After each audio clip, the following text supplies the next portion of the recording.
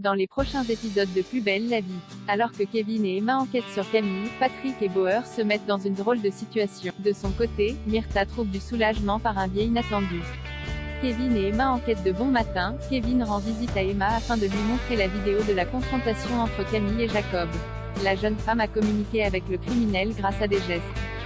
La jeune femme a ainsi utilisé un geste qui est un code secret qu'elle partage également avec Kevin et qui signifie qu'elle se sent mal et qu'elle a peur. Le jeune policier a également remarqué que Camille remercie Jacob de ne pas l'avoir dénoncé à la fin de leur entrevue. Emma avait donc raison depuis le début. Kevin décide de rentrer à l'appartement afin de mener l'enquête. Il découvre caché derrière un tableau un carnet qui semble ressembler au journal intime de la jeune fille. Camille commence par ailleurs à remarquer que l'attitude de Kevin est différente ces derniers temps, elle le sent discret. Ce dernier la rassure en lui disant que tout va bien. Il lui propose alors d'appeler Emma, afin que les deux se réconcilient. Alors qu'ils sont tous les trois au Marcy, Emma parvient discrètement à subtiliser les clés de Camille, qu'elle donne à Kevin.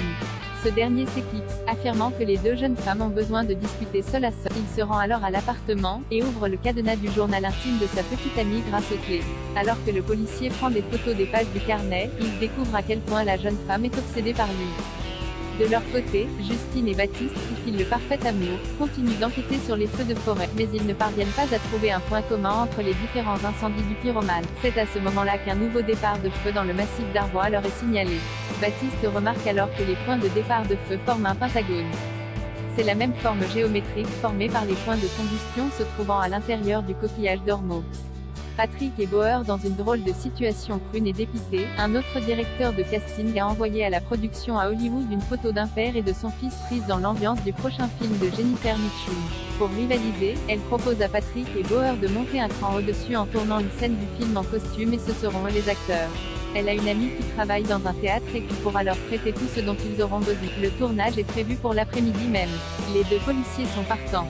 Quelques heures plus tard, alors que les deux compères sont en train de répéter en costume, Prune débarque, elle aussi déguisée. La jeune femme ne laisse pas les deux pères indifférents, qui la complimentent sur sa tenue. Au cours d'une prise, Bauer s'enflamme et s'éloigne du texte original.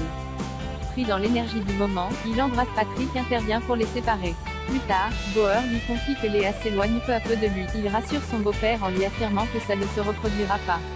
Myrtha retrouve le courage. Myrtha continue de cacher son cancer à ses proches et prie pour que sa tumeur disparaisse aussi vite qu'elle est apparue.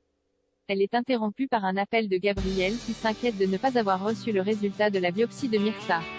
Cette dernière le rassure en lui disant que tout va bien et lui promet de lui transmettre les résultats à l'occasion. Dans la foulée, elle reçoit la visite de Yolande qui veut l'emmener faire la pêche aux célibataires comme elle l'avait prévu. Mais Myrtha préfère décliner l'invitation et lui fait comprendre qu'elle n'a pas la tête à ça en ce moment. Quelques heures plus tard, Myrtha retourne voir le père Luc au confessionnal. Elle lui confie qu'elle a peur de mourir à cause de son cancer. Il lui redonne du courage. De retour sur la place du Mistral, Myrtha est apaisée, ce qui n'a pas échappé à Yolande. Cette dernière est persuadée que la mère de Luna a rencontré un homme.